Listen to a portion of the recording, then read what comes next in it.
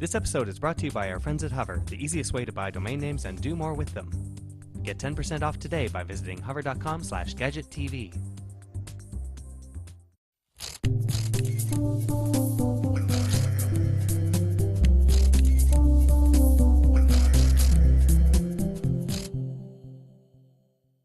Hi, this is Andrew Moore-Crispin for Gadget TV on Butterscotch.com, and today we're taking a look at the Motorola Atrix. You can get this guy for $600 unlocked, or as low as $170 if you're willing to sign a 3-year contract. And carrier pricing will vary, as well as contract length that you'll have to sign. Now what we have here is a pretty capable dual-core smartphone. What really makes this phone interesting is that when you dock it with the lap dock or the HD dock, which we'll look at in the next episode of Gadget TV, you unlock kind of a new experience. Today we're just focusing on the phone hardware itself. So we have a 4-inch screen here. They call it QHD. The resolution on this guy is, let's see, it's 960 by 540, which is approaching the iPhone's excellent Retina display. And you can see that it's pretty sharp and vivid. It really depends on the application or what you're doing as to whether you're taking advantage of that. But movies look great, pictures look great, YouTube videos, even if they're in HD, look great. Now it is capable of recording 720p video. If we take a quick look on the back here, we can see the 5-megapixel camera recording HD video and the dual LED flash. Now this here is the power button, but it's also a fingerprint sensor, which we'll get to in a moment. Have a look at the other side of the device. We have a simple volume rocker. Here we have the HDMI, mini HDMI port and the micro B USB charging. Now this is also where you'll dock the smartphone if you buy the HD dock or the lap dock accessory. On the back here, this really looks like carbon fiber or metal, but it is actually just plastic. Not exactly the sturdiest thing in the world, but seems to do the job. Let's snap that on there. So now if I turn the phone off here, open it back up, I can either swipe to unlock like this and input my code. This is obviously something you'll have to set up. However, I can also, it's going to be a little awkward here, but if I swipe my finger down like this, I unlock the phone with my fingerprint. So I can use my index finger on either my right or my left hand, and it is in a pretty natural position if I'm holding the phone like this, just to kind of swipe like this and unlock the phone. So a feature I really like, something that almost makes it, well, I don't want to say acceptable, but more acceptable that Moto Blur is on this phone. Not a huge fan of Moto Blur in general. I just generally don't like the way it kind of bogs down the phone, the way it basically makes your phone a lot more proprietary than it would be if it was just a straight-up Android phone. Now, as I say, it is an Android phone running Froyo, Android 2.2.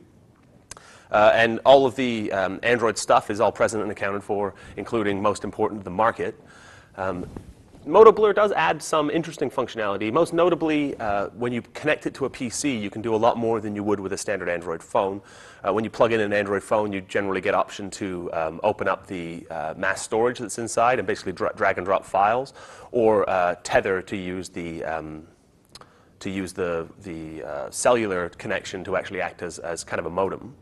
Here, though, we get a lot more options, things like calendar syncing and contact syncing and moving things around on the phone, backing up our contacts and all that kind of stuff. We also, with Moto Blur, do get a pretty reliable backup strategy. But really, if you're using a Google account on a stock Android phone, you get most of that backup stuff anyway. And you know, actually working out a backup solution really usually is as simple as hitting the market and finding an application that's going to work for you. So we can see here, the best test for an Android phone, it's kind of ironic, this is a dual-core phone, is usually just kind of paging through the different home screens to see how it responds. And you'll see a couple of little hiccups where the phone does kind of try to catch up, but for the most part we get a very smooth scrolling experience. It is a dual-core, like I said, 1 gigahertz NVIDIA Tegra 2 processor in here. We're running a gig of RAM as well. Bluetooth 2.1, 802.11a BGN. So pretty much the new standard for smartphone kind of guts. Up here we have a camera, front-facing camera for doing video chat where supported. It's not widely supported yet, but you know, when that comes out, you'll actually be able to do it.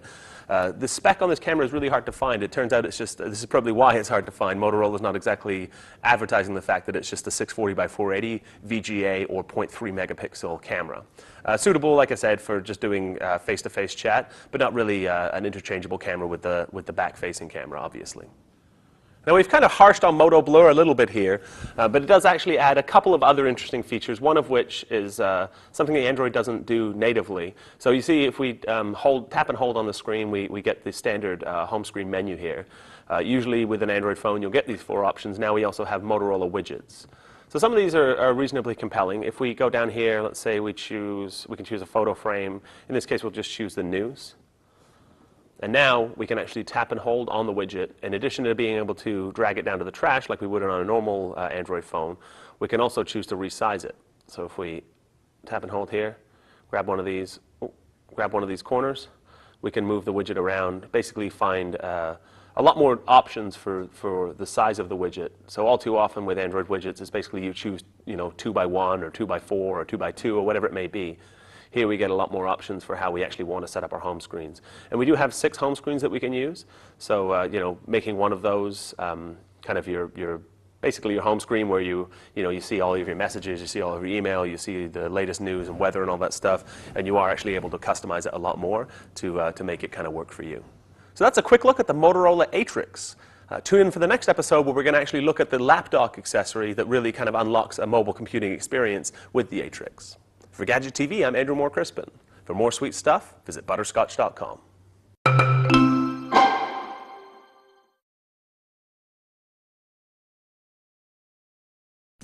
This episode is brought to you by our friends at Hover, the easiest way to buy domain names and do more with them.